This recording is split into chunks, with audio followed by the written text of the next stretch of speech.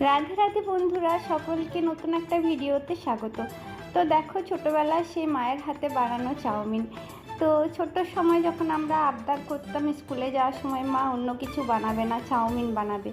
তো দেখো, আমিও সেরকম আজ বাড়িতে চাউমিন বানিয়ে নিয়েছি। আগে যেরকম আলু দিয়ে শুধু চাউমিন বানাতাম, কোনো রকম সবজি ছাড়াই ভালো লাগতো, ডিম চিকেন কোনো কিছুর দরকার ছিল না, শুধু আলু আর লঙ্কা দিলেই হতো। তো দেখো, সেভাবে আজ আমি বাড়িতে বানিয়ে নিয়েছি চাউমিন, শুধু আলু আর লঙ্কা দিয়েছি। তো সত্যি কথা বলতে এত সুন্দর খেতে হয়েছে, তোমরা না বানালে বুঝতে পারবে না। এখানে আমি তেল দিয়ে দিয়েছিলাম কড়াইয়ের মধ্যে, আর আলুটা ভেজে নিচ্ছি। তার মধ্যে আমি লঙ্কা দিয়ে দিয়েছি, আর সেদ্ধ করা চাউমিনটা আমি এর উপরে দিয়ে দিয়েছি। তো চাউমিনের মধ্যে তোমরা সেদ্ধ করার সময় একটু সাদা তেল দিয়ে দেবে, বা ওই রিফাইন্ড তেল যেটা, ওটা দেওয়ার পর আর নামিয়ে নিয়ে ফ্যানের তলে বা এরকম শুকনোভাবে রেখে দিলেই হবে। তার